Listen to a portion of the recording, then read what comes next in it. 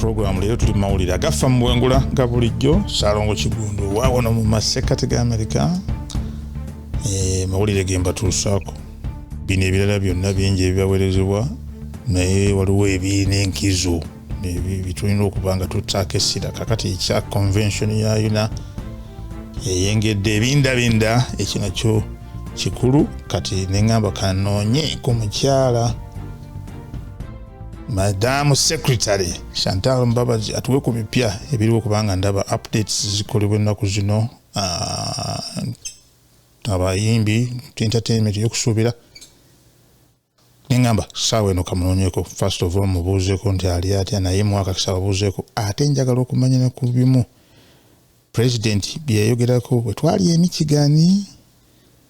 n'engeri gye yannyonnyolamu platform ya UNA n'omugaso gwayo ye nga mukulabikwe kakati njagala oba oli awo ndabe nti ne mukyala secretary ono ye ekyo yakitegeera atya oba naye alina kyagattirizaako ku ekyo. Nyabo nsanyusa okuwuliza weebale okufisa akadde afternoon ya leero Sunday ennaku z'omwezi nga 7 lamusa ku bantu baffe ate otubuulire ne gwe nga bw'obiraba nga nze bwengezezaako okwanjula. Neyanziza nnyo Saalongo omuteesiteesi wa puroguramu agafa mu bwengula weebale kunnoonyaako olunaku lwa leero era nange ndi musanyufu okubeera wano okubaako weewaawo byentangaaza oba obubaka bwempa abantu nga bw'ogambye nti convention ya Washington DC eyengedde ebindabinda weewaawo byombi eyengedde ate n'okubindabinda ebindabinda era abatannaba kweteekateeka ke kaseera mukyasobola okweteekateeka ssebo nga era nga bw'onyanjudde amanya gange geego Chantal Mbabazi weebale nnyo ssebo. Kale kaakati anti nagambye twaliri emikigani eri pulezidenti wa UNA n'agamba nti platform ya UNA eno emu ku migaso gyagyo kwe kulaba nga egatta abantu kayongerezi naddala mu angle ya culture ne community development. Simanyi wagga okijjukira bulungi bwe yakyogera bwetonze eddoboozi ndina njajjiza nnyo abantu naye nkansube nti naawe oba oli awo wakinootinga olina ggwe wakitaputa oba okiinako take kubanga I thought it was an interesting thing that he said. Yes, and we're holding it in Washington, D.C. The UNA Convention is a platform that is for networking, cultural exchange, and community building. Sebo era nga bw'ojjukira nti ffenna twaliwo ku mukolo ogwo era twali wamu ne pulezidenti waffe omwami Lambert Etibot ng'ayogera ku bimu ku bimu bintu UNA byezzeekola n'engeri gy'ekoleganamu ne oba oliawo ne cultural institutions eziri wano mu North America era nannyonnyola n'okunyonnyola nti era ezimu zaava mu UNA oba n'abali eyo abawulira bakimanyi nti ezimu zaasibukira ddala mu UNA kubanga bwe nkutwalako emabega nti UNA yawanga platforms no cultural institutions kugamba abantu abava mu culture nja kugatta zino cultural organizations. Yes. Olaba Namukaya Abagesu BKI Banyankole kweterana nga bolaba Buganda Bumu nga bolaba Busoga Twegaite nga bolaba Abatora Association Bunyoro bonna bajjanga UNA ne bawa platform naye I think they outgrew that space nabo ne baagala tebeeyawula nti bavudde mu UNA nedda naye ne baagala bakole ekintu ekinene ekisinga ku kye baali bakolera mu UNA. I think era nzijukira nti omwami president yagamba nti ne babanga bakola ekintu ekyabwe tebeerabiranga oba tebagisuuliriranga kubanga ye link okitegeera era ekyo yakikakasiza ddala bulungi ate nsuubira nti zino cultural institutions era tezisuuliridde UNA kubanga lwabeerayo ne conventions zaabwe ez'enjawulo batuyita era tukolera wamu nabo.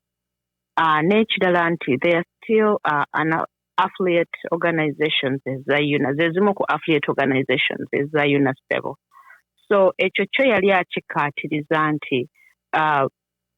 UNA nga UNA ekitugatta bwe twegattira wamu, we celebrate our cultural beliefs, buli omu wa ddembe okusanyukira mu culture ye. Era simanyi oba ojjukira we wankyazaako nagamba nti ku mwaka guno twagala okwongera okukiteekamu ekinyusi ekintu kya culture. Era Friday yaffe eya Culture Friday ekomewo ekomewo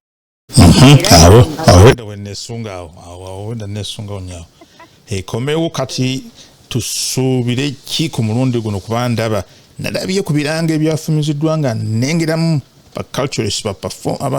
bekintu kya culture neyongera okubeera excited about Friday's prospects. Era ojjukira era we wankyazaako nakugamba nti ng'oggyeko bana omuntu ayinza okujja naye tetusuubiza kyetutaakole tetukisuubiza era tetukyogerako. Naye era nagamba nti ku mulundi guno nkubiriza abantu era kankozesa akakisa kano nkubiriza abantu mujje mwolese cultures zammwe. Be proud of your culture, be proud of your background, be proud of your belief. Okitegeera bwe tugamba nti olunaku lwa culture, jangu ng'oyambadde nga culture, represent your culture. Era tugenda kubeerawo ne red carpet ku Friday ng'abantu boolesa ebyambalo byabwe, different byambalo for different cultures. Era bw'oyogedde akenkizo ke tutaddemu nti era ku Lwokutaano olwo nga we twalutuma Pearl of Africa tugenda kuteeka essira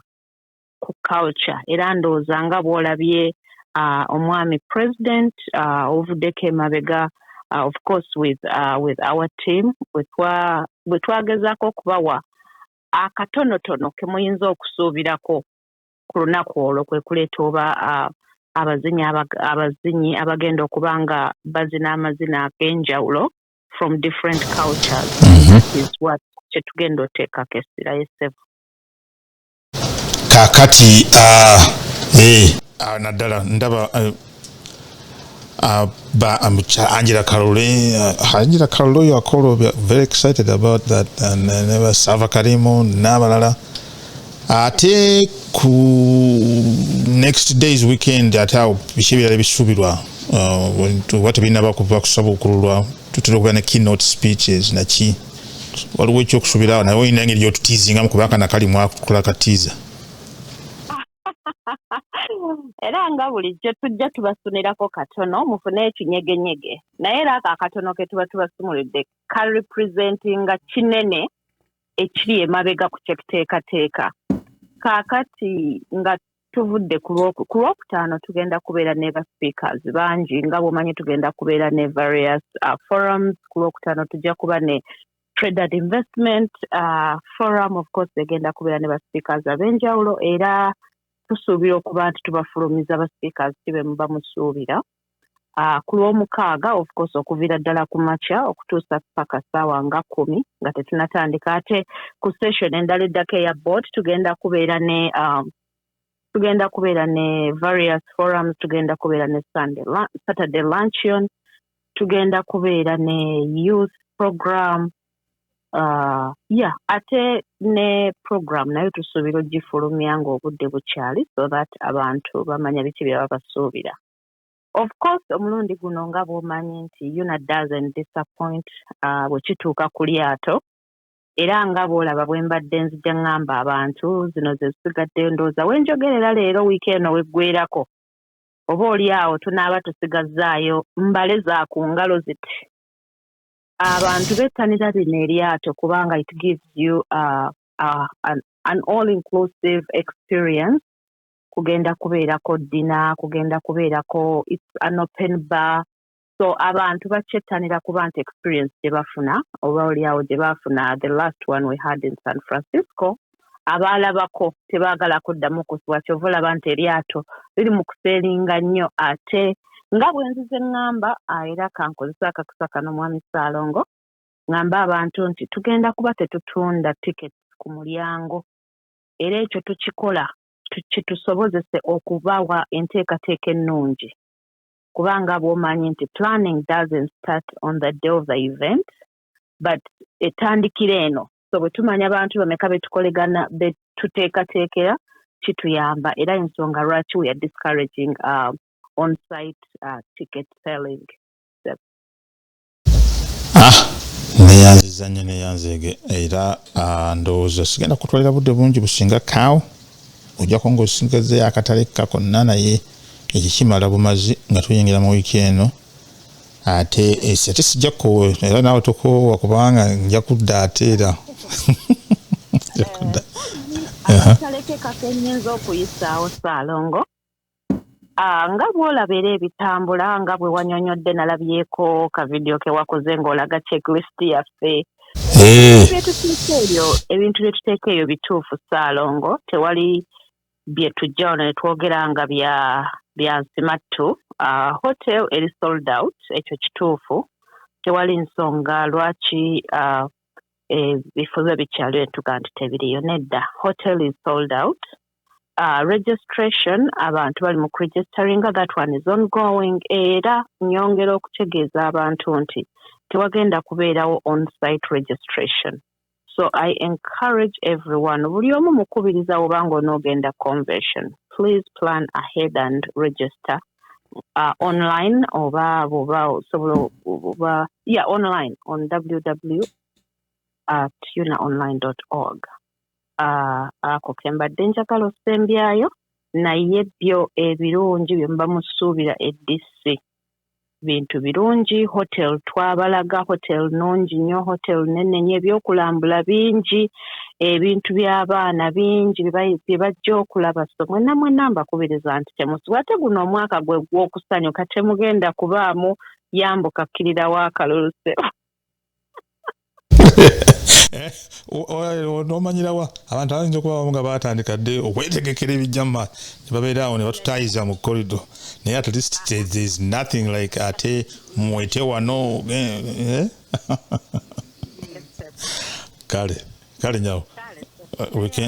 weekend ennungi esigadde bonna bannamusizi kale baba